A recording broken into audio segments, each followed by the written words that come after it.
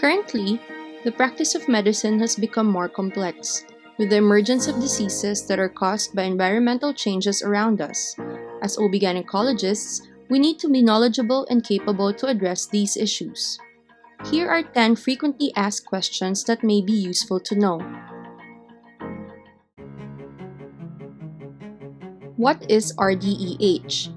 RDEH, or Reproductive and Developmental Environmental Health, pertains to the role of harmful environmental exposures on health, which are linked to the increased rates of cancer, neurodevelopmental disorders, birth defects, and even pregnancy complications. Why should we be concerned with RDEH issues?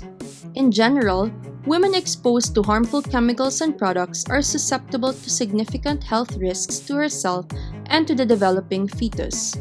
Daily exposures to certain substances can induce changes in our body's biochemical response, which may lead to long-term illnesses. Racial and ethnic differences exist. More importantly, the economically marginalized groups are found to be more susceptible across the life course. The role of the OB-GYN in the RDEH advocacy. As OB-gynecologists, we have a role in increasing the public's awareness on environmental exposures.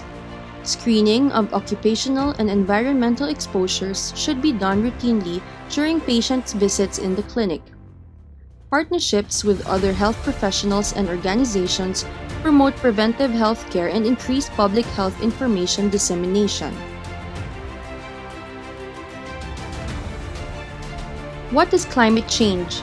The Earth's climate is determined by the complex interactions of the Sun, which emits energy to warm the Earth, the atmosphere, which absorbs most of the sunlight and reduces the incoming solar energy, and the greenhouse gases, which are trapped in the atmosphere.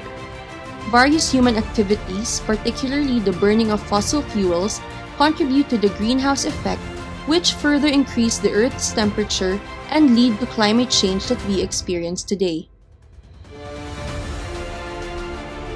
What is the impact of the environment on human health? Approximately 250,000 additional deaths per year are expected between 2030 and 2050 due to the changes of the environment. Climate change affects the social and environmental determinants of health, causing malnutrition, health-related illness, asthma, and vector-borne diseases. What are EDCs? Endocrine disrupting chemicals, or EDCs, are man-made chemicals that can alter hormonal responses to physiologic processes such as reproduction and the immune system. They have the capability to mimic, block, or interfere with hormones in the body's endocrine system, hence altering the normal physiologic processes. What are the effects of EDCs on women's health? EDCs may influence women's health in various ways. During pregnancy, it can cause growth disorders and neurodevelopmental delay in an exposed fetus. It can also cause hormonal imbalances like polycystic ovarian syndrome and organic lesions which may lead to infertility.